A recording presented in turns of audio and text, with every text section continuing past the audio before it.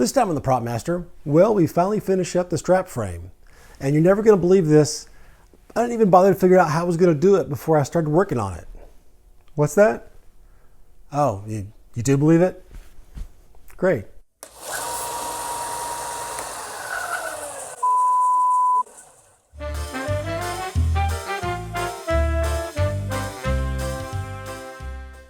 You know, when I started this project, I thought I'll just go ahead and make one of these exactly like it would have been in the 60s or 70s from scratch. And that way it'll be real, you know. I just thought that was the realest way to do it. And so I went ahead and started making this. And then I thought to myself, you know what? Some people don't have a big round cylinder of steel that they can bend things around, or they don't have pipe benders or things like that. So maybe I should go ahead and do just a simpler version that everyone has access to. And then throughout the whole process of everything, I found that I really liked this one a whole lot better. So this one may have been the one that I was just going to do to make things for some people easier. But as it turns out, I really think this is going to be way better than this. So just keep that in mind. You can still use this if you want to. I'm still going to show you how to deal with this, but I think this is going to be way more comfortable. But in this video, we're going to go ahead and paint those so that they'll look the way they do. And I'm going to go ahead and work on putting all the straps on it so that you'll know exactly how this thing is going to fit on you. And I'll even show you how it's going to fit with the rest of the costume. And last but not least, I just want to say that I've noticed that I haven't gotten very many comments lately, and my viewership's down quite a bit. So, you know, please give me help me out here. Send this video to anybody who you might be interested in cosplay or something like that. Also, if you have any questions at all, just ask me and I'll be happy to reply, and at least as well as I can give you the answer. But before we can get to that, we've got to finish this whole thing up. So let's get to work. Okay, so the first thing we're going to do before we can put the straps on or anything like that is we need to go ahead and paint this. And that means we're going to go ahead and put a filler primer down before we do any of the other painting. And of course, that means that we're going to cover up all these lines that we put down in the last video. So, you know, that was a waste. But remember those measurements, because we'll have to go ahead and put all these lines back on after we do the filler primer. Now, originally I was thinking that I might cover this whole thing with either wood filler or that Bondo sealer or something to that effect, just to cover up any grain that might be on here so it doesn't look like it's made of wood. I don't think it's really going to be a problem. I'm going to use the filler primer on here. I'll sand it. You might be able to see some wood grain on here a little bit, but it's not going to be totally noticeable. And you have to remember that this is totally unseen in the actual costume, so I'm really doing this more for myself than anything else. And I think if there's any wood grain on here, it'll be fine. But let's go ahead and hit this with the filler primer.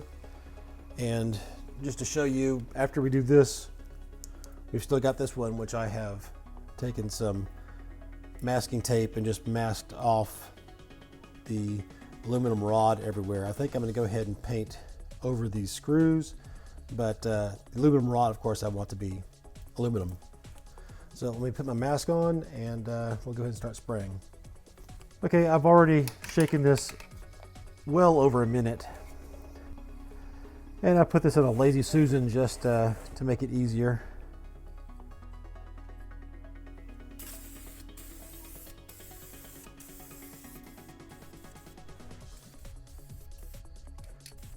You just want to keep the paint moving as you go back and forth. If you do go back and forth, make sure you go past the object that you're painting. If you go back and forth, you know, say from here to here, you're going to put twice as much paint on at the places where you stopped and changed directions. So it's better just to go all the way across and then come back.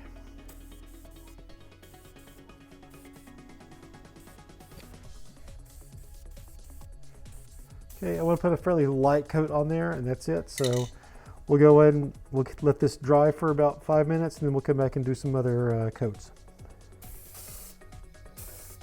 Always clear out your, turn the paint upside down and clear it out afterwards. Okay, we'll be back in 5 minutes. Okay, it's actually been 10 minutes. I was reading the can. It says to wait 10 minutes in between layers. So it's been 10 minutes. We're going to go ahead and put another light layer on here.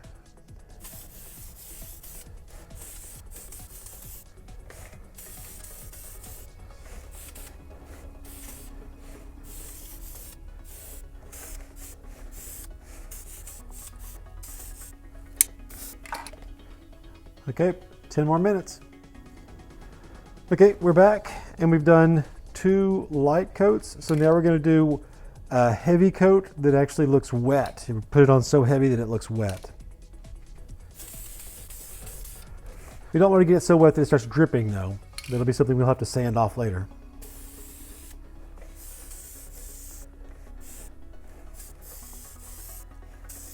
So basically I'm just moving a lot slower to make sure we get a lot of paint on there and everything has a nice shiny appearance. So we'll go ahead and clear that out. We'll go ahead and let that dry. And then once that's about 10 minutes, I'll pull that off and I'll switch to the other piece here. And then when we do this, we'll move it back to this and we'll do the back side. So back in 10 minutes. Okay, so now we can take this away and set it somewhere safe.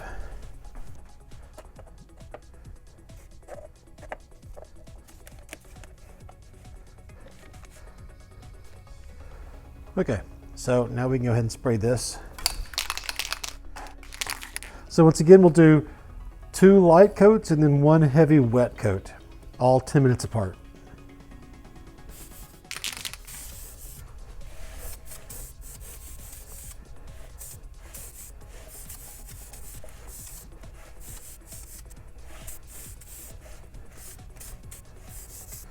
Okay, it's maybe a little heavier than we really need to do, but I wanted to make sure I covered everything. Clear it. And then, you know, the usual, wait 10 minutes, we'll come back and put another one on.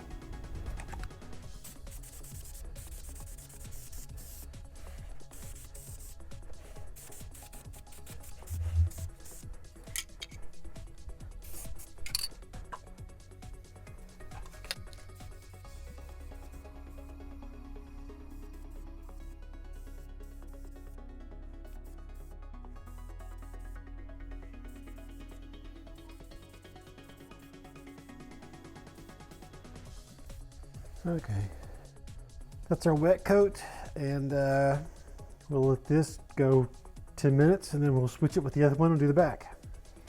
And 3 coats.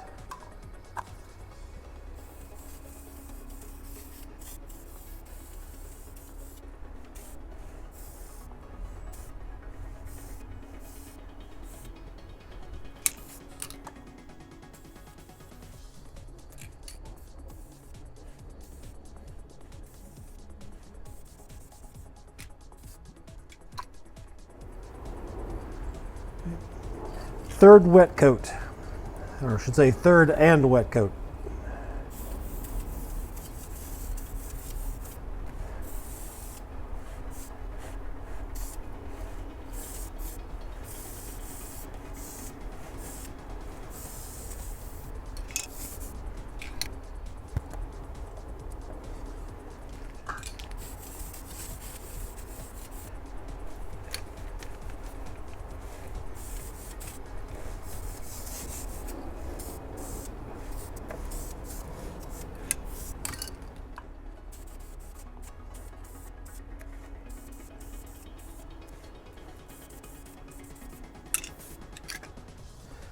Okay, third and final coat.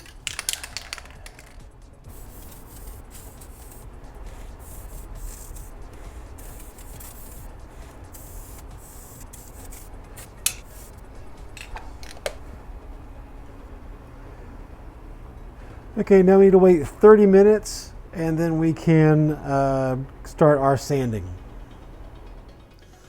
Now that these are completely dried, we need to go ahead and sand them to make everything nice and smooth.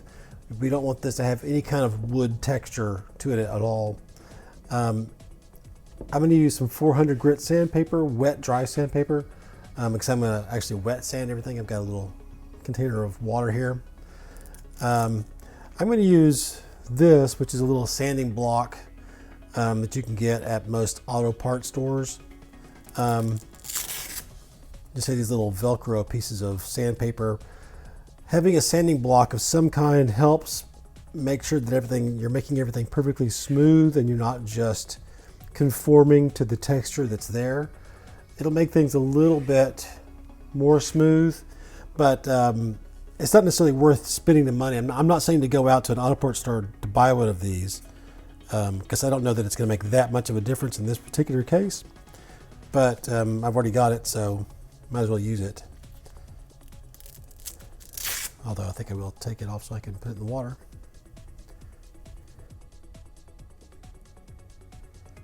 And I'm just going to start sanding to make everything as smooth as I can.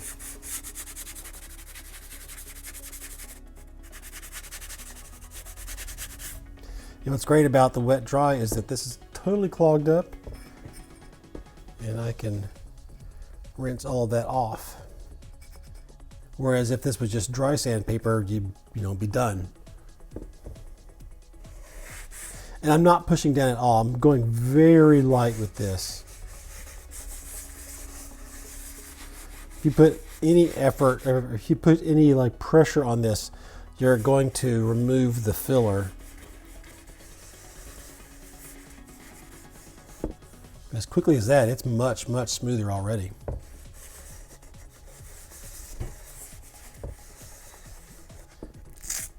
And then for this part, I'm going to go ahead and take it off so that I can maintain this curve a little better.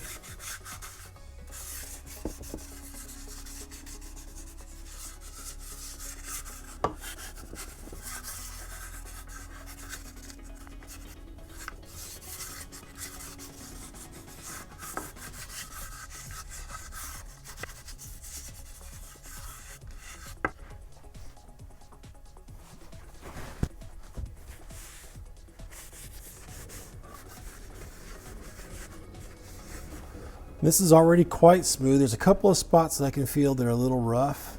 I'll go ahead and hit again.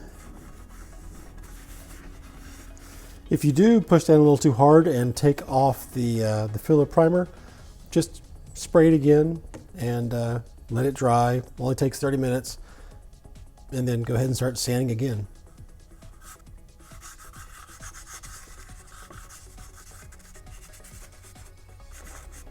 I want to be careful not to remove any, let me rephrase that. I want to make sure that this gray stays on here because this is going to be my base color for everything that's not either silver or black, because this is pretty close to the color of the flat suit that this would be laying on top of. So this will be simulating the holes that are, in this one.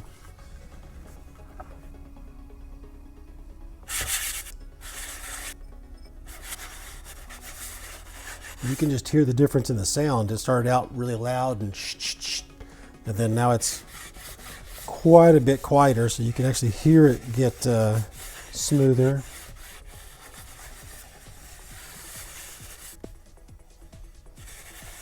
And the more time you spend on this, the better it's going to look when you put the final paint on. The less like wood that it's going to look. If you wanted to, you can go through all the different grits. This is, as far as wet sanding goes, 400 is fairly coarse. You could go much smoother, but it's not really necessary.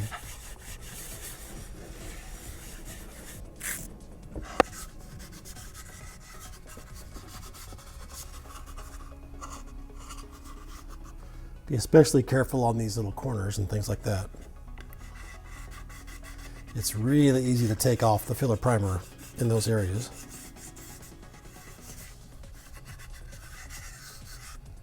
And that's We'll see when we take the water off. It might be a little rougher then.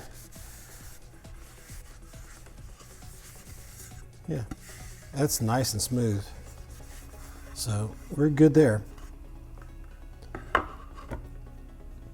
Just repeat the process with this one.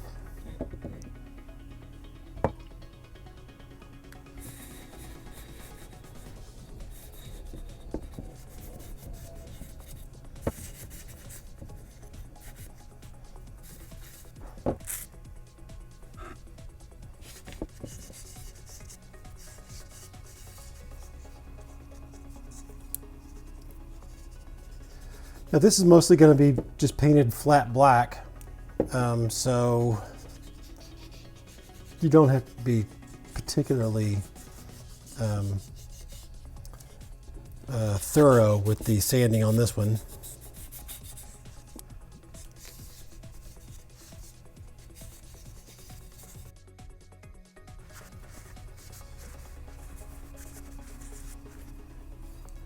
It's good, nice and smooth already.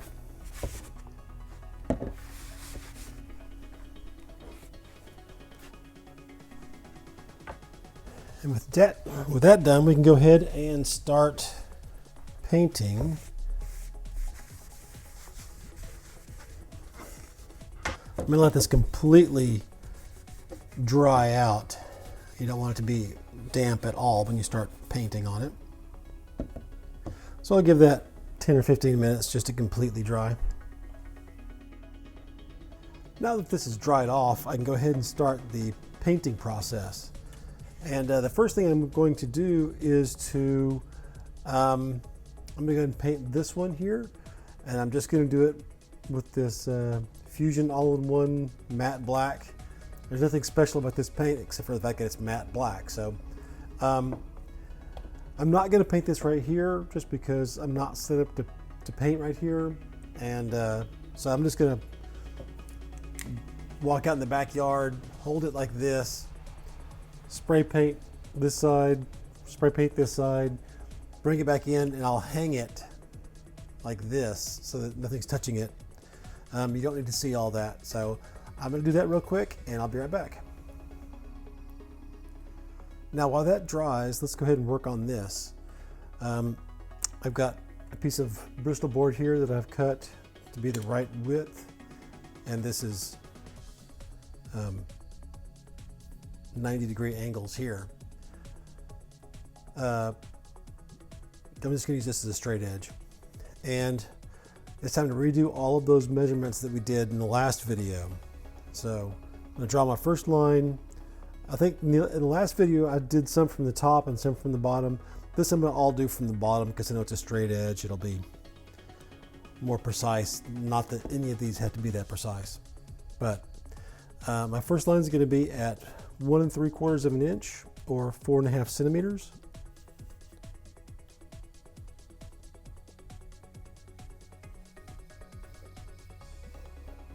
This one could also just be a continuation of the line here.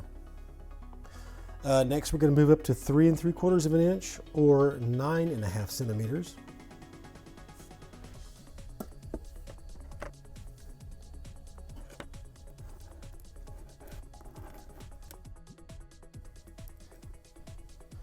Next, we have 5.5 inches or 14 centimeters.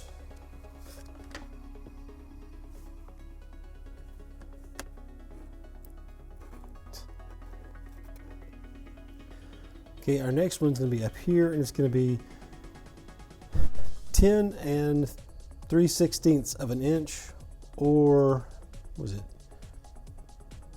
25.8 centimeters.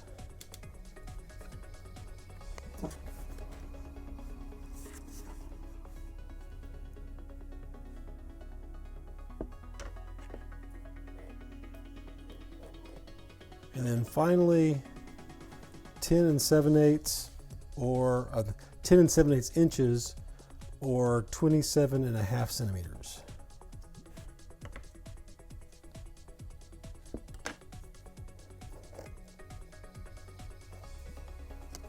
Okay, and I'm going to paint all of this with a brush, so I could just freehand this, but I think I'm going to go ahead and take some masking tape. Since I'm dealing with all straight edges here, I'm going to take some masking tape and mask on either side of the areas that I'm going to paint.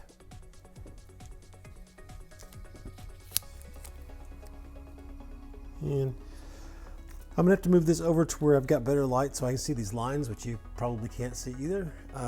But let me mask these up and I'll be right back. Okay, so I've got this all masked up. On the other piece, you saw me use black for the cross pieces. And that's just because I think that matte black's gonna be the best color for those kind of big clunky wooden pieces. This one's much thinner and more elegant, I think. I've seen photographs of the actual piece and it is all aluminum or stainless steel. It's all shiny. And so I think I'm going to go ahead and go that route for this. So the cross pieces and this outline will be, you know, chrome, super shiny. If I don't like the way that looks, I can always go back and do some of the braces or the base in this matte black paint here, but that's only if it doesn't look good. So I'm gonna start out by trying to make it all shiny. And to do that, I'm gonna use this mirror paint.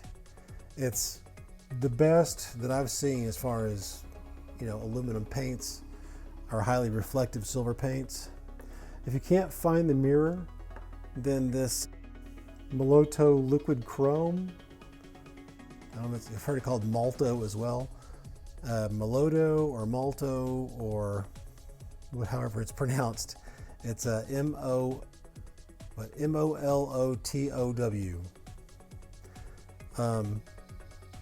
With the liquid chrome.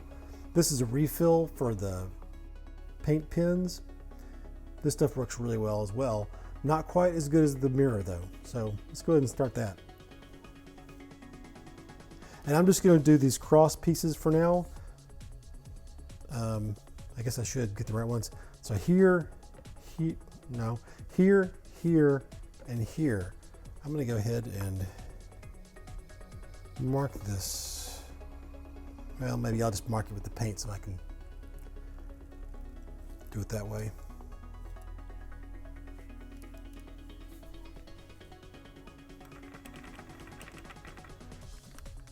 Probably shouldn't use a painted stick just because the solvent in the mirror might dissolve some of the paint that's on here and change the color. It's the kind of thing I always think of after I've already done it. So I'm going to pour a little bit of this into the cap. This mirror paint is very efficient. A little bit of this goes a long way, so that should be more than enough. And I know it's going to be the bottom, and I know it's up here, and I think this is the other piece. Okay, so those are the parts I'm going to paint.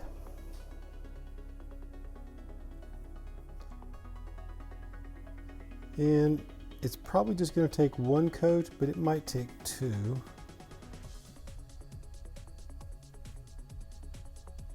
What is that? It's a big mark that wasn't visible until I painted it silver.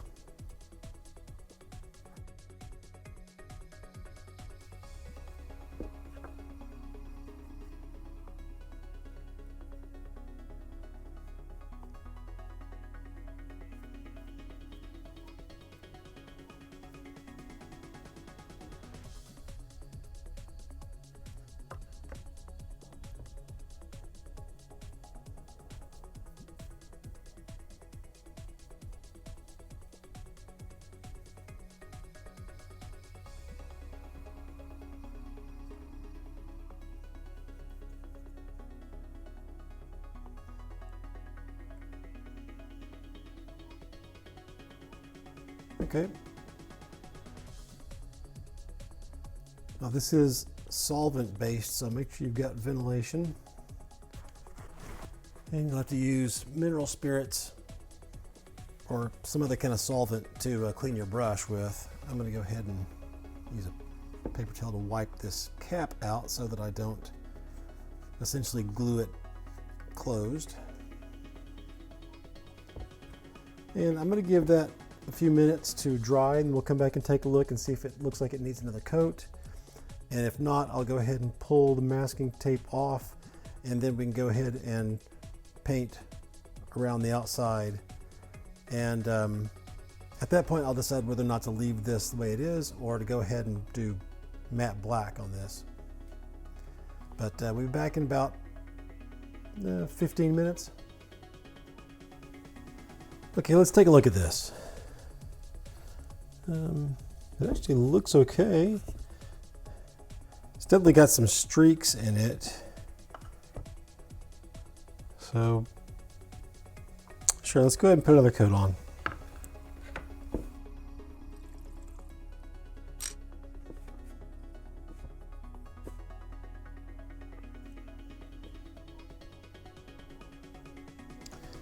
I admit this is a little bit stickier than it usually feels. I don't know if that's the brush or if it's just a little bit humid today.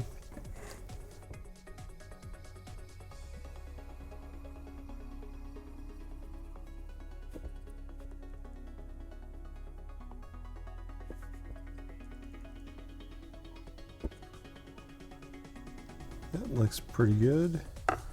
It's like a little bit of a foggy spot right there. Okay, once again, let's let that dry for just a little bit, and then we'll take one more look at it.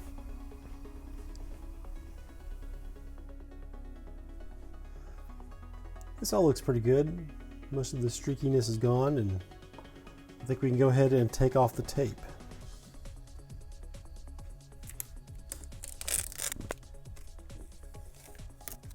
It looks like some of the paint got underneath the tape, which is always a pain, but we can touch that up.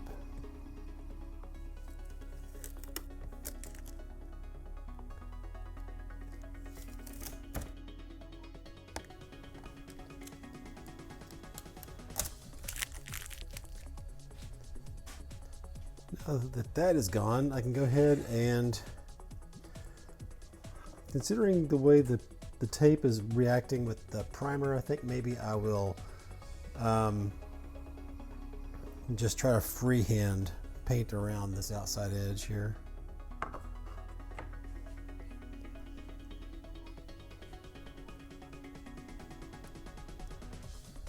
I've had this same little bottle of this mirror stuff for about 2 years now, maybe. Oh, I just spilled all over. Like I said, it does last a long time.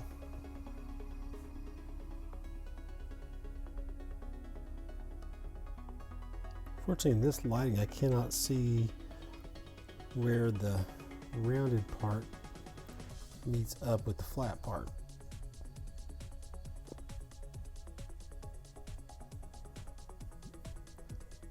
Unlike a lot of paints, you really want to stretch this paint out as far as you can.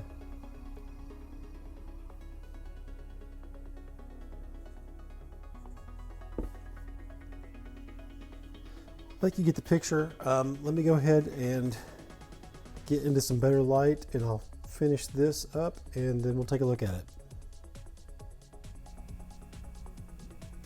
Okay, now we have all of this painted completely and it's dry.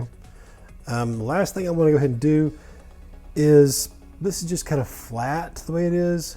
I want to go in with a black marker and run a line. I think initially we tried just doing the bottom of this and see what that looks like. What I may end up doing after that is basically doing the top and bottom of each one of these and probably the sides here.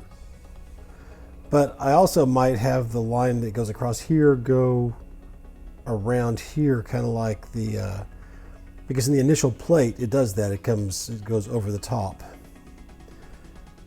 This is not going to be an actual representation of what it would really look like, but I think it's going to trick your head into seeing, it more like the way it really is. I'm going to use our same piece of paper that we drew our lines with. And I've got a black marker here. I don't know if this is going to work or not.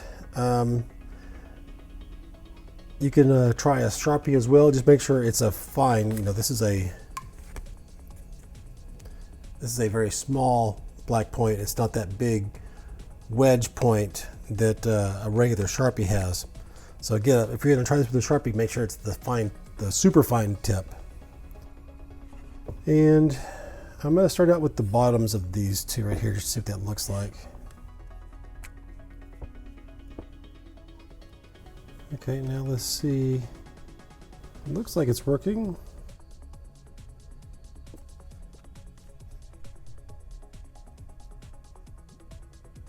You probably can't see this because my hand's probably in the way.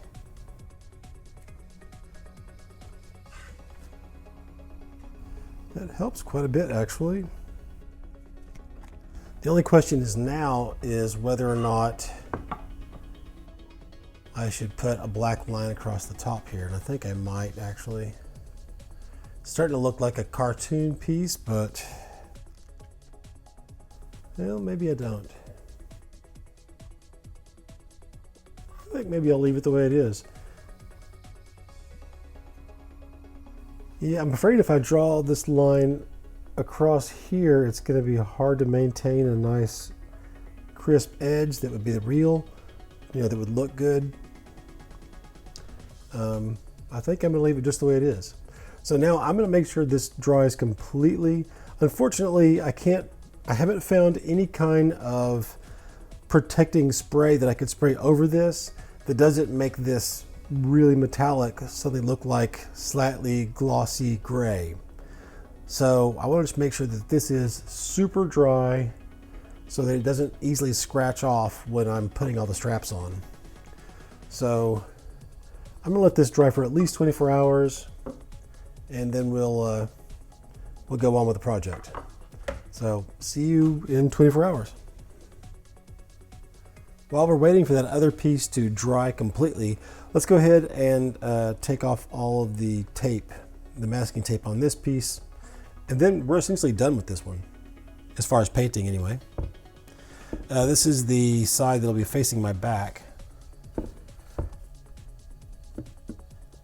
I'm doing this side, so if I mark the aluminum rod, it's never going to show up. And I could do this without using the X-Acto, but I'm lazy.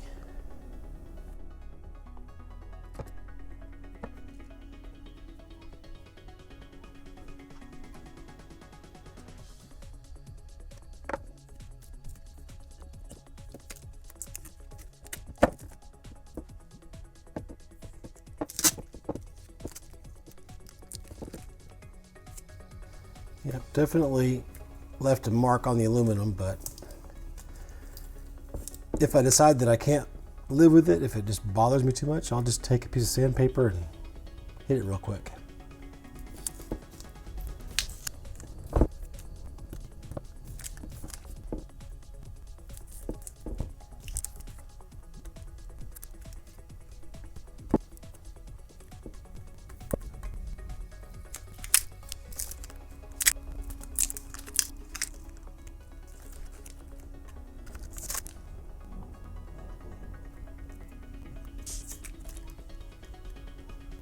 I don't know why this is being so stubborn.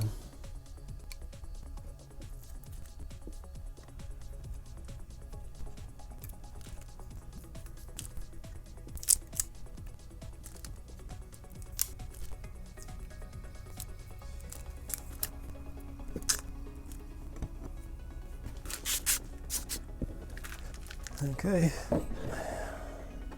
this little section down here is not ideal. I think I may have to go in with a brush and brush around that,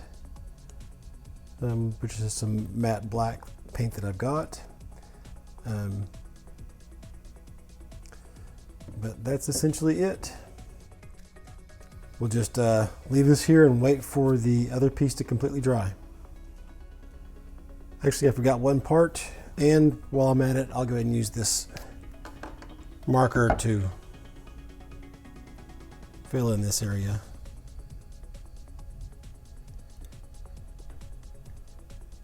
I think you can see all of this. Okay, now that's taken care of. We almost forgot the ends.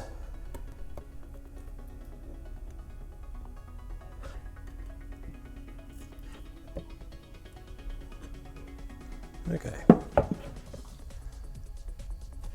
Now we'll wait for the other one. While we wait for that paint to completely dry, and so that you know, even if you're holding it with sweaty hands really tight, it's not going to leave any fingerprints. Let's go ahead and start making these straps. You're going to need to make 2 of these.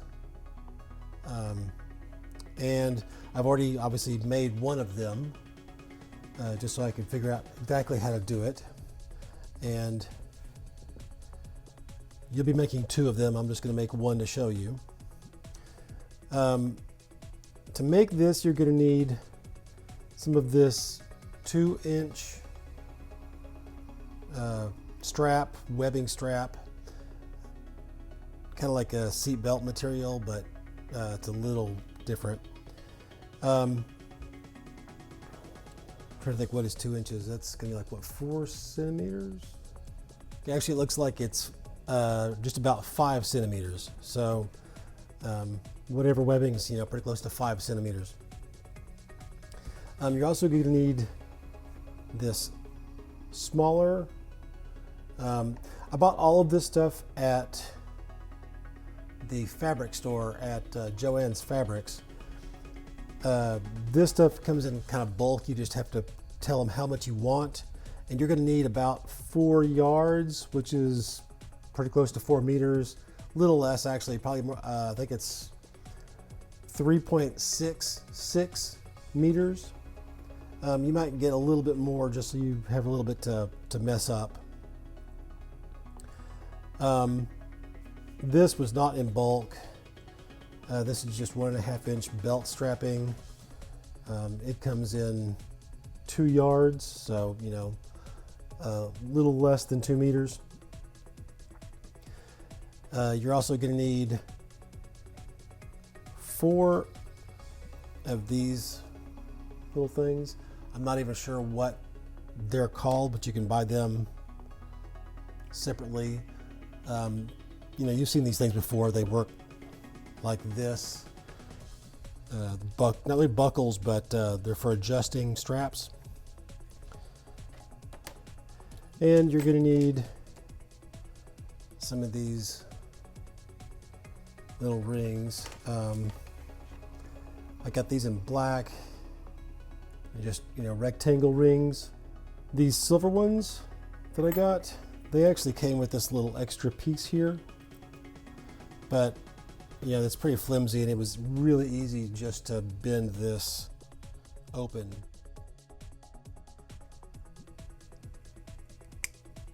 I mean, it's really easy. And now you just got a rectangle ring. So yeah, you need 1 of these, or for the whole project, you'll need 2 of the ones that are made for the 1.5 inches strap, and 2 that are the right size for a 2-inch. We already went over that. So that's all the parts that you need. But okay, now let's actually put some of this stuff together. For this strap, the first thing I want to do is to basically make a spot where this won't pull through this little adjusting piece here. I wish I could remember what these were called. So basically I just want to fold this over. So maybe take a 1/4 inch, a few 5 millimeters or so, fold it over, and we're going to go ahead and glue that with my barge glue. Now, I'm sure you're familiar with this from all of the other things that I've worked on, but if not, this is just a contact cement that is very strong. It's good stuff. Whereas if you just bought contact cement, you'd probably have to do multiple layers of this and let it dry. So you'd put on one coat of this, let it dry, put another coat on and let that dry. And then maybe you could do it, you probably have to do it maybe even 3 times because this is so absorbent. With this barge glue, I can just do 1 coat of this. This is what they use to put shoes together. You do want to do this in a well-ventilated area because this is very strong in the fume area. So I'm just coating that whole area that's right around where I want to fold this. And we'll let that dry for about 3 to 5 minutes, and then we'll take a look at it. Okay, now I can go ahead and check this, and it's not sticky at all. In fact, I'm pretty sure it is completely soaked into this webbing. So I'm gonna go ahead and put another coat on that. And also, instead of doing this one at a time, you can do this one, and you also wanna do up here on this end, you wanna measure in about 1 1/4 inches or about 3 centimeters in, and you want to take one of your rings that's for the even smaller one here, one of the rings that's for the 1 1/2 inch webbing, and go ahead and put this in. I like to put the part that actually connects here. You know, this is all one piece that's bent around and then hopefully welded in the middle. But I want to put that joint on the inside of where I'm going to glue this over. So let me go ahead and mark this.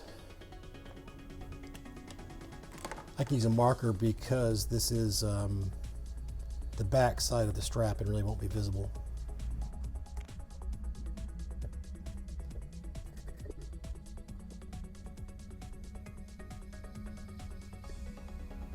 Now you don't want to put this on super thick to make up for the fact that it's going to get absorbed. You want to put on a thin coat, let it get soaked in if it's going to, and dry, and then put on a second coat afterwards. You don't want this to be a big gummy section. And now I'm going to go ahead and put the second coat on down here. Barge cement is a little bit harder to get than regular contact cement, but you can definitely find it online. Okay, and now I'm going to wait another 5 minutes and come check on it again. Okay, that's once again perfectly dry. This is just a little bit tacky. So I'm going to go ahead and fold this one over.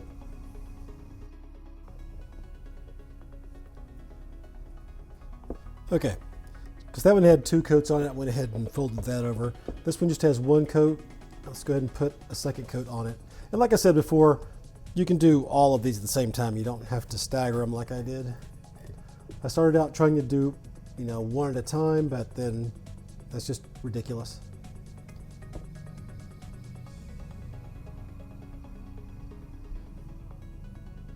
You don't want to skimp on this part as far as the amount of material you use. Don't try to do like a 1/2 inch or something like that, because this is actually the part that's holding the jetpack on. So make sure you get this with at least 1 1/4 inch from the end to where it folds. Okay, 5 minutes, and then we'll see about attaching this little ring here. Okay, let's check on this, and it's a little bit tacky, but we're good. So once again, let's put this on with the joint on the inside of this right here. And then let's fold this over. And if you wanted to be really serious about this, you could not put glue over this very end part here, this area here, so that you don't get glue on the ring, but I'm not too worried about that. Okay, now if you have a sewing machine and can use it well, now would be a good time to put, you know, some reinforcement in here and along here as well. My sewing machine is terrible, and I guarantee with this thickness of material, it wouldn't work. I would have more knots of thread sticking everywhere. It's just not, it's great for very thin material, but it can't handle any kind of industrial thickness of anything. So I'm pretty sure this barge glue is going to work fine because it's not trying to peel up. You know, the stress is not there. It's all, you know, pulling this way. So I think we're good there. And ignore the numbers that I was just maybe doing that when I was trying to keep track of what I was cutting out. So here's this piece, and we can set it to the side. So let's do this long piece. I think this one, yeah, this one hooks there. So next, let's do this long piece here, which is your longest strip, which is the 21 inch or 53 centimeter length piece.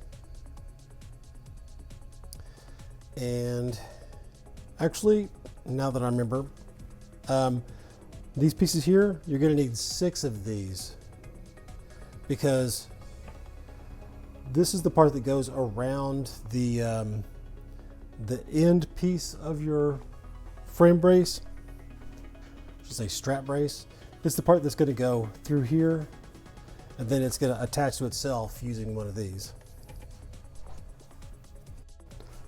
So I was wondering why I had 6 of these, but that's why. So this is the large 2-inch size piece. Let's put these away. And we're going to basically do the same thing with this. I'm trying to turn this so that my number is going to be on the inside of the whole belt and won't show. And we're basically doing the same thing that we did right here, but we're going to do it right here. Let me see if I've got a silver marker real quick. Okay, so once again, I'm just going to measure about 1 1/4. I guess I actually need more than that. I need also 2 1/2.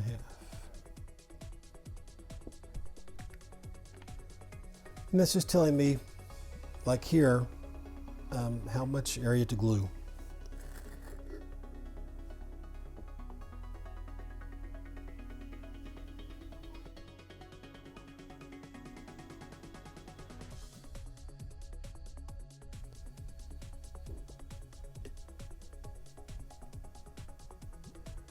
And of course, none of that was on screen.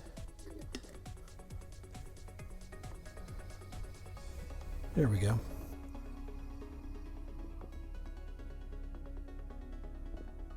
Make sure that every little part of this gets glue, and then we'll let that dry. Hopefully we'll only have to do 1 coat on this because it's not the same absorbent material. Okay. It's a little bit tacky, but it's soaked in more than I would like. I can't feel hardly any texture here in the middle. So I'm gonna go ahead and put another coat on. Probably would have been fine if I hadn't said anything.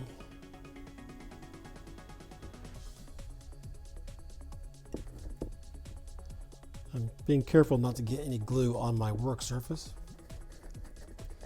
because you do that enough and pretty soon everything wants to stick. So you know the drill, 5 minutes. Okay, yeah, now that's what I want to see. It's a little bit tacky, but nothing comes off onto my fingers. So now Once again, I want to put the joint area on here, on the inside of this.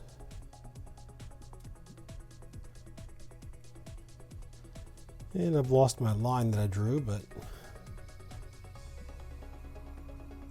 we'll start by touching this outside edge to the edge of the glue and work our way backwards, and that'll give us our center.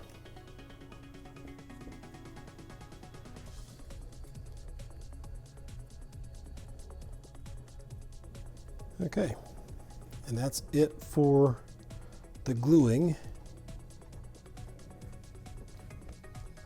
And we can get rid of the glue, and everything else is going to be just wrapping things around here, you know, these things.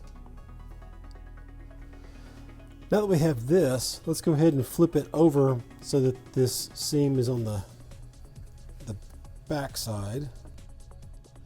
And we take our, what is it, 18-inch long one, 46 centimeters. And we're going to take one of our pieces here, and we're just going to go into the first one. So from underneath we come up, we go back down. We're going to go underneath this part, come through, and then we're going to come back to here and go back underneath, coming out the top. I'm not sure if you can see this.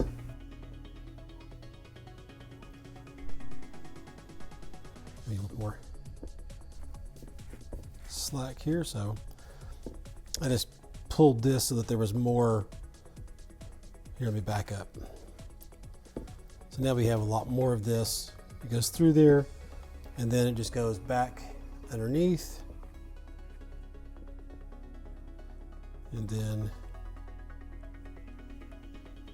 through here, and that's good. And you might be asking yourself, why not just have one long piece here? Back out. So yeah, why not have just one long piece? Why go to the trouble to putting this piece in here and then holding it on here with this piece? Well, by doing this, this gives us the ability to adjust the overall length of this strap. We need to have that ability to tighten it or loosen it. And this up here is the end that's actually going to be at the top of the strap brace. So by having it here, it makes it when you're wearing it and you're tightening it, when you're tightening it or loosening it, you can pull down, which is a lot easier than pulling up. So that's why I have it going this way. But yeah, the main reason why we didn't just do one long strip here is so you'd have this ability to adjust this. And that's most of it right there. We just need to add on,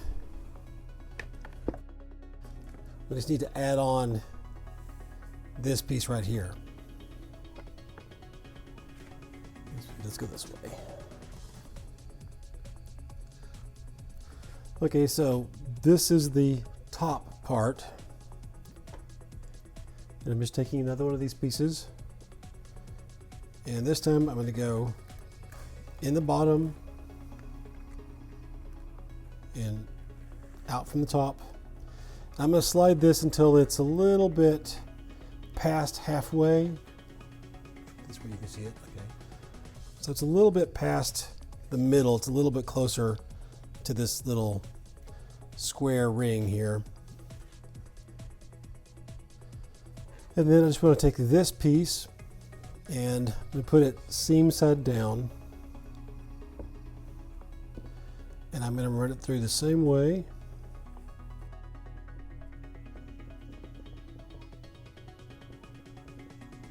I got my stuff backwards. I have my 2 on the outside, but that's okay. And now you can see this is quite tight and it won't go anywhere. And to adjust this, the length of this strap, just pull this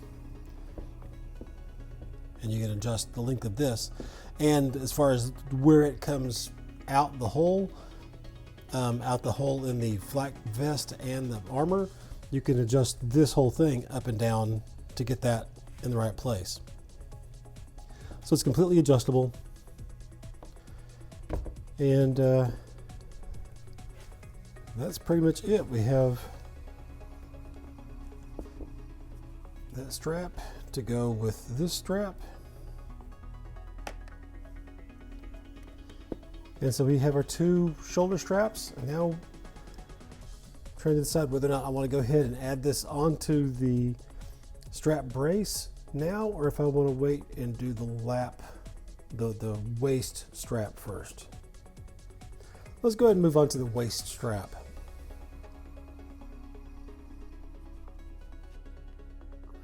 Okay, for the lap belt, you can find a myriad of different kinds of little clips or buckles that you can use to, basically anything that can hold a belt on, you can use. You've seen those little plastic ones that just, clip together and then you can squeeze it and pull it apart. Those would work fine. Even just like a belt buckle, a simple buckle would work just fine. But if you want something that's pretty similar to what the actual prop has, if you go on the internet and look for airline seatbelt extensions, you can find these. These are basically just for people that a regular seatbelt on an airline won't work for them. So they get these little extensions. It's like a short little seatbelt. And unfortunately, these are not long enough to just use as they are, unless you're really thin. Because as you can see, that's extremely tight there. So what I'm going to have to do is open this up, take the buckle or this part out, attach it to a separate piece of webbing, and then we can use that. As far as how long this piece is, it just kind of depends on how much it takes. If you take this piece, you'll need however much extra it takes to go around your waist, and then a little bit extra so you can, have something to tighten with. And that'll be different for each person, so there's no real reason for me to tell you a specific length. When you cut this webbing, it's going to be, fuzzy and want to come apart. So it's important when you cut your webbing, after you cut it, take a lighter and just hit the edges, and that'll melt everything and make it secure so it won't fall apart anymore. So let me get a knife and we'll start cutting through the tons of stitching in here. I mean, this is basically a safety strap, so it's very well secured. Okay, I can't find my knife, so I'm just going to use a blade. I'm going to try to just slice in between the two pieces. This is probably not going to be easy just because it's made to not be easy.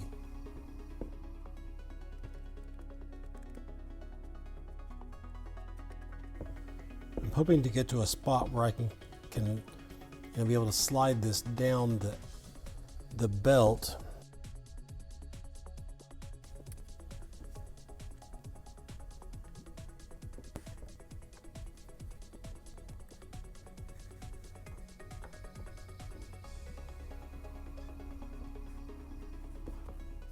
Okay, once I can kind of grab, unfortunately you can't see. Let me see if I can't flip the camera angle here.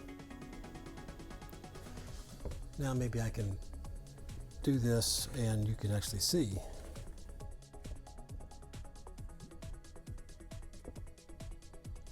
Like I said, the main thing that I'm worried about is cutting through this part of the belt.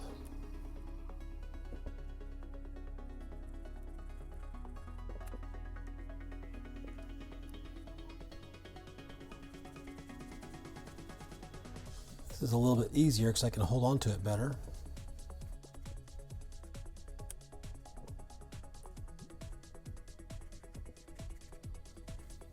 Okay, I'm kind of cutting through the outside of this piece. There we go. Okay, and notice how this has to fold over to go through this little piece here. I don't know why they do that, but I've noticed they do the same thing for my racing harness when I was racing cars. The same sort of thing. I'm sure there is a physics reason for that, but I do not know what it is.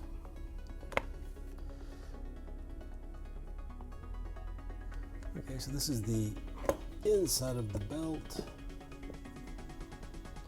And that's kind of torn up, so I'm going to go ahead and cut that with a knife, with the scissors. Okay, now I'm going to flip the camera back the way it was because it's easier for me to work that way. Okay, got my glue out. And this is the back side of the seatbelt extension, and this is the front side of the strap that I cut to extend everything out. I'm just going to pick, I don't know, that far, maybe. Let's do maybe 3 inches of overlap. So there's 3 inches, about 8 centimeters.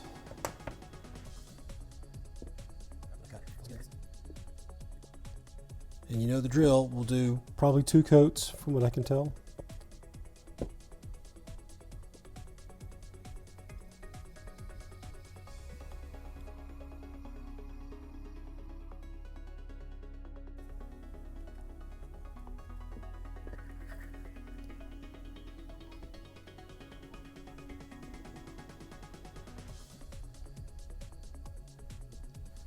I need to put a little bit more on to this side.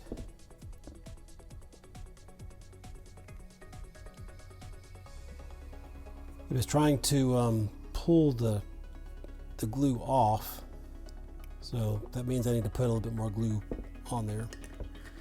So I was trying to spread it up. It was actually trying to peel the glue up instead of just spreading it around. So we'll give that 5 minutes and come check on it. Okay, this one seems to be about right. This one, in some places it's good. Other places I don't feel anything at all, so I'm going to leave this one alone and I'm going to add a little bit more glue to this one.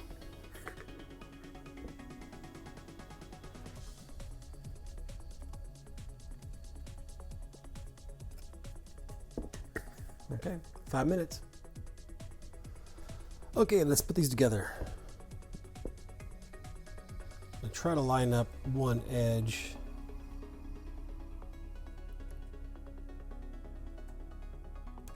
All the way down and then scoot it over. We're a tiny bit off, but that's okay. Oh, I got a little bit of glue on there. That's not good. I'll fix that later.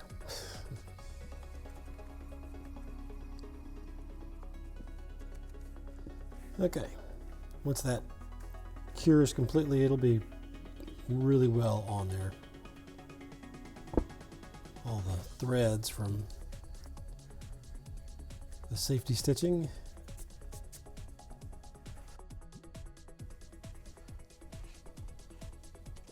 Now what we need to do is to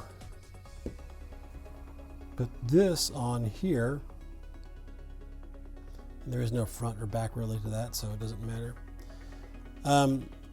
But like the other piece was, we need to fold this over like that. Which it kind of does it itself, but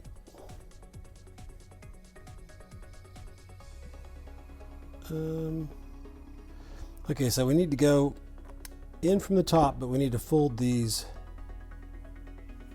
downward.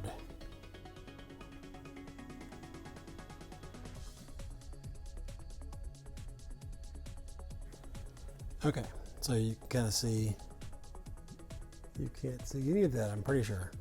Let me get a light. As you can see, it comes in from the top, but the edges are folded toward the back. Okay, and then you can see right here how it folds to the inside,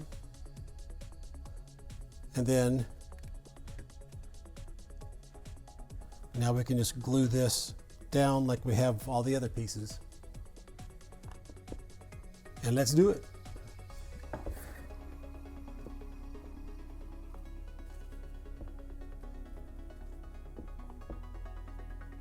And it's okay if you want to get it inside the crease area as well. That'll kind of help it to hold its shape, I think.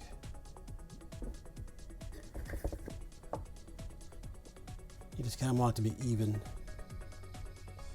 Okay, and let's give that a little bit of time to dry, and we can go on from there. Okay, so I've got to kind of fold this over, try to get it as even as I can, and then I'm going to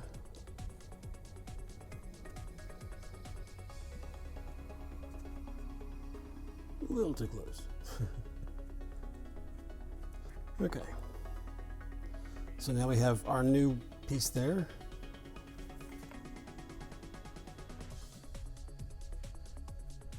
We have, that'll lock nicely. And now we have our lap belt. And now we can go ahead and start attaching all these belts to the actual frame braces.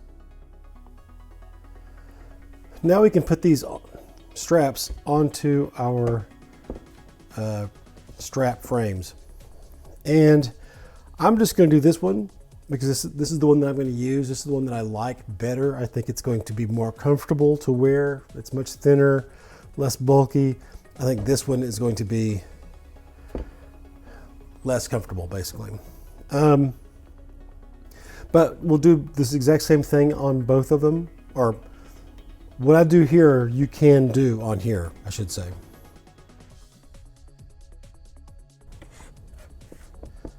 Okay, so I have my little pieces here, and you notice I have my straps with this part here hanging down in relation to this piece here. Because I want to make sure that this goes on in the right orientation.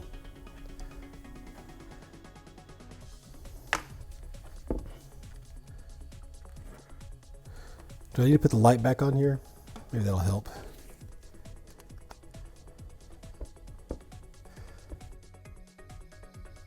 In from there, back out. Pull all the slack out of the back. Run this through here. Put this back up underneath, basically just through the same hole under here. I'm hoping you can see some of this. Maybe I need to zoom in on this part. So should we see that the strap comes underneath, up, down, through the, or around this bar here, and then back up through here, turn it around, and push it back through the hole like that. And just pull this tight. Then you can pull the slack back out of that. And this is now held. I think probably should go with more slack in the front.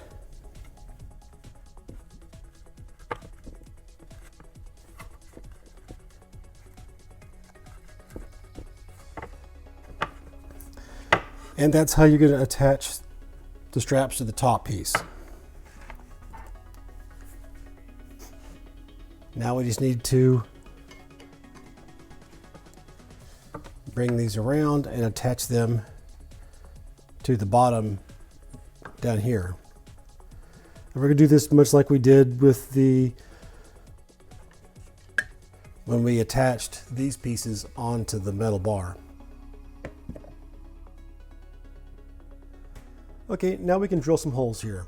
I'm using the same size bit and bolts and nuts for that matter as I did when I was putting together this piece here, although they are a more appropriate length. These are 3/4 of an inch, so they should just stick through this 1/2 inch with 1/4 of an inch to spare. We're basically going to be dealing with only this area right in here, and we're going to put drill a hole along this area where the rod is down here. One at the top area, one sort of in the middle, and then 2 in this section along the same line as this one that's in the middle. So the first one that we're going to drill is going to be up here toward the top part of the section. We're going to drill it at 3/8 of an inch down from this line here. That's about 1 centimeter down.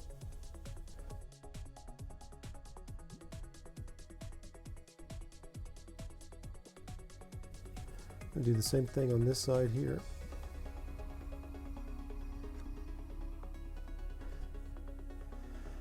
And I'm also going to put another one on the same sort of line here, but at 1 inch from the bottom, which is about 2.5 centimeters.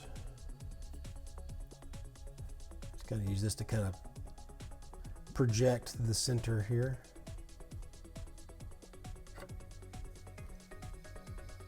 Oh, except for, what did I just do? I went 1 inch from there instead of from the bottom. So let's try that again.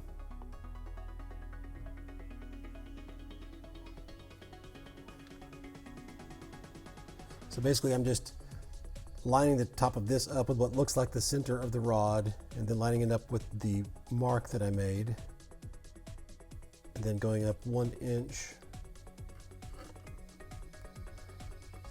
Now the holes should be fairly close together here. Next, I'm going to line up these 2 marks that we just made, and I'm going to try to mark about 1 inch in from the side, which once again is 2.5 centimeters, and 1 inch from this side.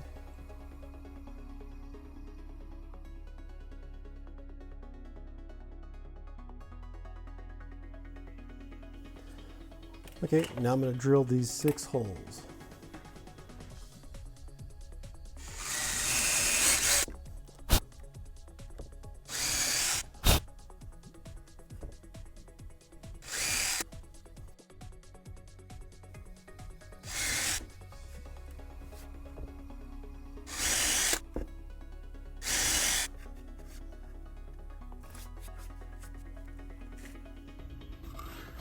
Okay, so I'm not too worried about how rough these cuts may appear because they can be covered up by washers. So I've got my washers, my nuts and bolts. And actually I'm not quite done yet because I need to poke some holes in my pieces here as well. So how do I want to do that? You know what, let me try using the drill and see how that works. I'm just sort of eyeballing the middle and, you know, a decent distance in from the end here.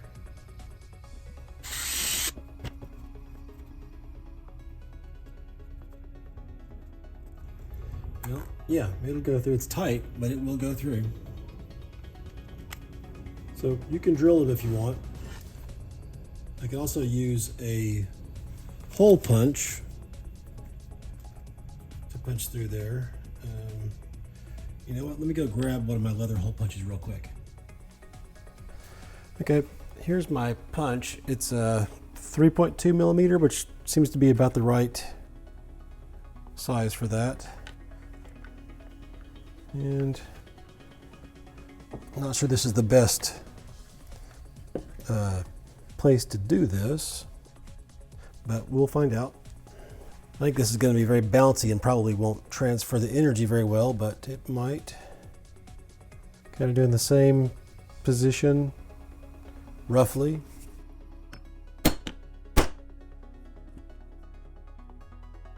That makes a nice clean hole. So if you've got a hole punch, then I'd say go for it. Otherwise, just use your drill.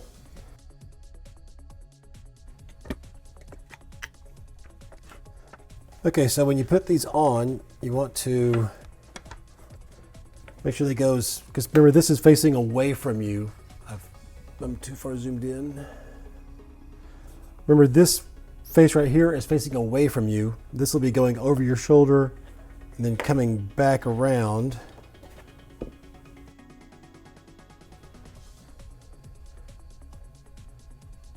You know what? Before we do this, I think I should probably put on this little bar first. There's a bar that goes across here, and that's going to need to go on before I put these straps on. So, change of tack, and let's put that on first.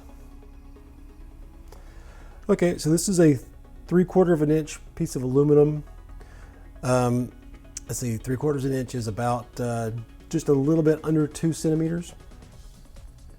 And I'm going to cut this down to 8 inches. The reason why it's 8 inches is because that's how much flat space there is at the bottom of the jetpack itself. And if I go any more than that, I'm afraid it might interfere with the part where the jetpack kind of wraps around the body here. That's about, I want to say 20.5 centimeters. So I'm going to cut this off at 8 inches and be right back. Okay, I've cut this. I also took a file and some sandpaper and just took care of any sharp edges that might be on here, because you don't want anything catching on your clothes or anything like that. Now I'm going to lay this underneath here. It's not a lot to play around with that 8 inches as far as where we're going to be able to attach the jetpack onto. So that's about 1.5 inches. It's about 1.25 inches. So let's move that a little bit. Okay, that looks about the same. And here's the real advantage to these weird looking pins, is I can just put this through that hole and I have this marked. Now, let's go ahead and drill these holes.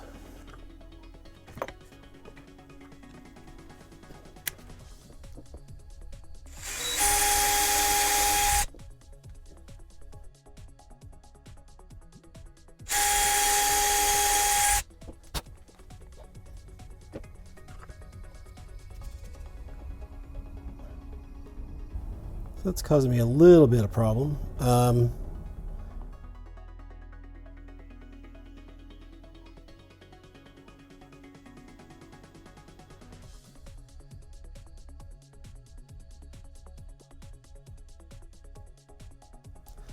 But I think now This is going to be very confusing for you. I'm very sorry.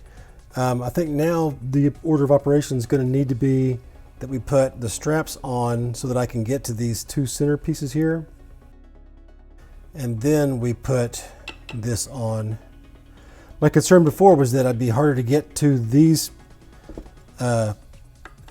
bolts because the straps would be in the way, but I can peel those down. So we're back to putting the straps on. So once again, we want the back side, or do I, now that I think about it? No, we want the front side of the strap to be facing, you know, out this way. Put a washer on.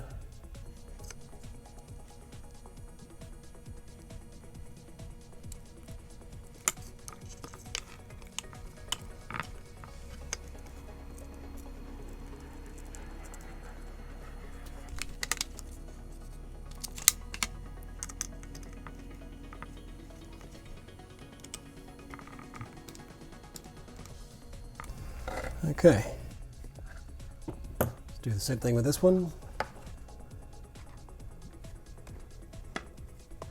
So you can kind of see the way it hangs here. It comes forward,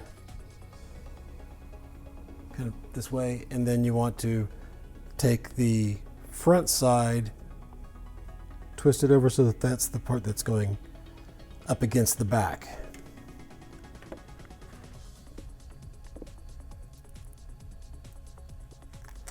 The punch works much easier.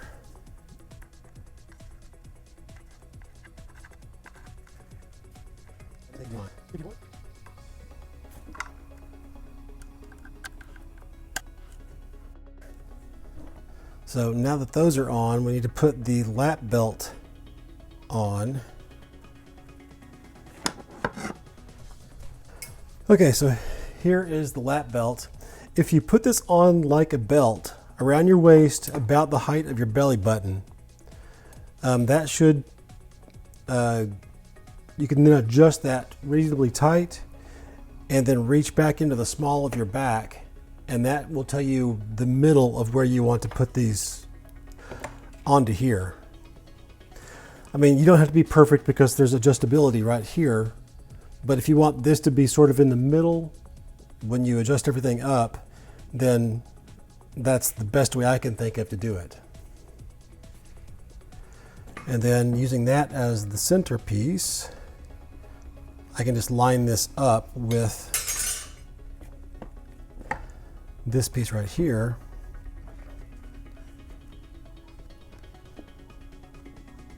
It looks pretty good. Unfortunately, now that I think about it, I can't really mark this with a black marker. Let me see if I can grab a silver marker. Let's do this. I'm just marking where this looks like here. In fact, I can grab a square and be much more precise about it.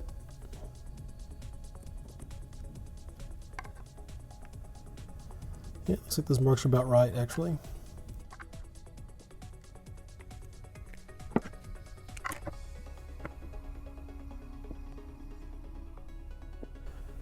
Once again, it doesn't have to be perfect.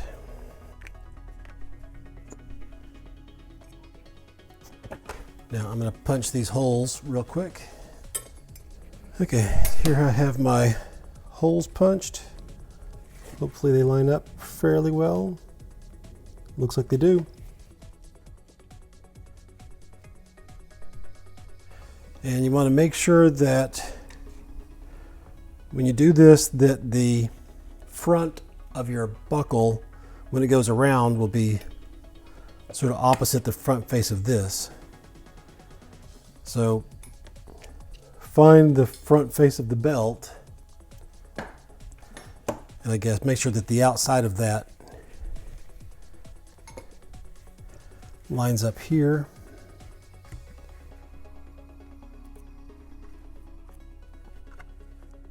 And by the way, this is probably going to have to be trimmed just because, you know, it sticks up quite a bit higher because it's only 1/4 of an inch thick here than this is.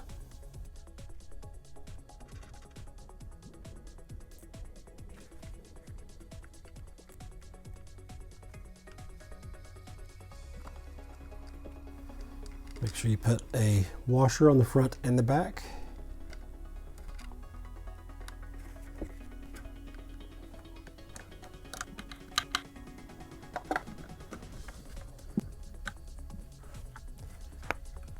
Okay, and let's see. That still needs to be trimmed up, I think. And like before, you can do, there's lots of ways that you can trim these off. You can, you know, like we did on this one, you can use a hacksaw, but I think you'll probably have to use a small hacksaw because it's going to be hard to get a big one in. You can use a Dremel tool, you could use a grinder. I think for this particular case, I'm going to go ahead and use my reciprocating, my little air saw. Okay, this is my little pneumatic reciprocating saw.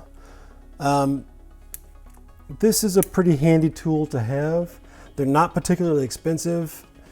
I've seen some get fairly expensive, but in reality, this is not a time when you need a really expensive version of this, unless you're just using it constantly. I can't honestly tell the difference between, at least as far as it functioning, between a, you know, Harbor Freight version of this tool or a really expensive version of the tool. They seem to work about the same. So this is definitely a good time to go to the Harbor Freight version or whatever discount tool shop you have in your area. And it's pretty straightforward. You can see how much, you know, how good it is as far as being able to get into small areas. And I'm about to make a fair amount of noise.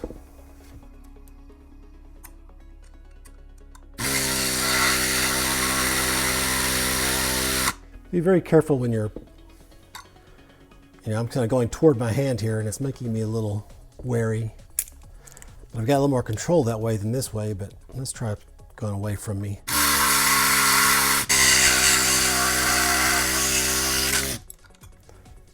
That came in handy. I want to bugger up my paint a little bit. This would be a lot easier if I wasn't on camera, I'm afraid, as usual. Okay, so now I can, yeah, there's definitely some sharp edges here.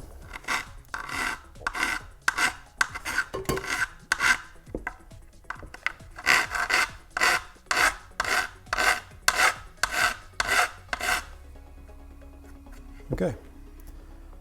Yep, I'll have to touch that up afterwards. And now for the last part.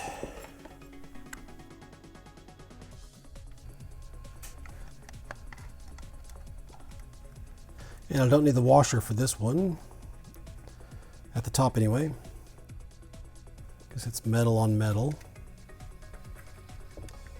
And I'm having to push this strap out of the way, which isn't really that difficult.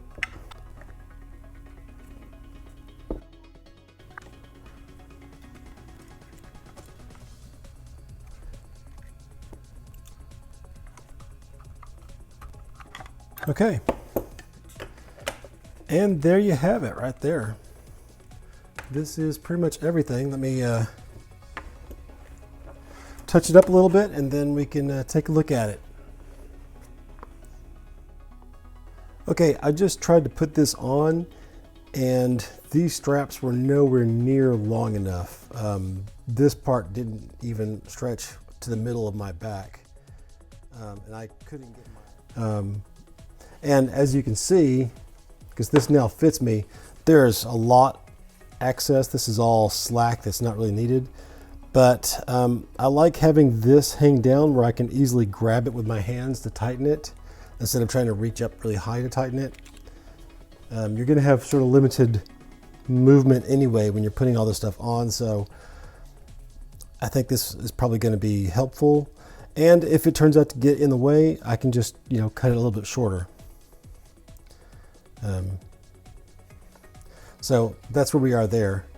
So now that I've fixed that issue, and hopefully I've marked that earlier in the video, let's go ahead and take a look at this a little bit closer.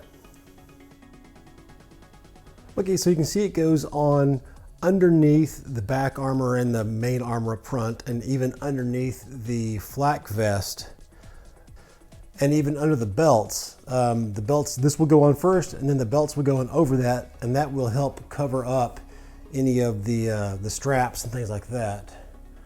I'm kind of, it's hard to see anytime you try to do something that's sort of chrome, it's hard to see, so I'm moving a scrim around so that you can see how it, the shiny parts away from the rest of it. And you can also see that the straps here are free to come down through, and these are a little loose at the moment, but this is what's actually going to attach or hold the backpack, or hold the jetpack up against your back. There's some clips on the bottom that will hang on this right here, and then these will hold everything up snug against your back. Let's go ahead and put the vest and armor on and take a look at it like that. Okay, now here we have it with the flak vest on, but no back armor. And you can see that these straps come through the holes that should be up here in your flak vest. And you should have a couple of slits down here in your flak vest as well. And these, the metal bar comes through those. And this would be the part that the jetpack sits on, and then the straps hold it in place. Let's take a look at this one more time with just the back armor on as well. And here we have it with the back armor in place. So again, we have these straps coming through here, and like I think I said before, these are a little bit long. I probably need to shorten them by about 1.5 inches, so that they're only about that long sticking out to hook onto the jetpack there. So there's these. Still have this accessible. The jetpack will just go right there, and that's the way everything works. I hope this has been helpful. I mean, if you're still here, I guess it has, at least a little bit. If you have any questions or comments, please don't hesitate to post them, and I'll respond as soon as I can. Your comments are the primary thing that keep me motivated to make these videos. And I can't wait to start the next video where we finally get to start making the actual jetpack. But until then, thanks.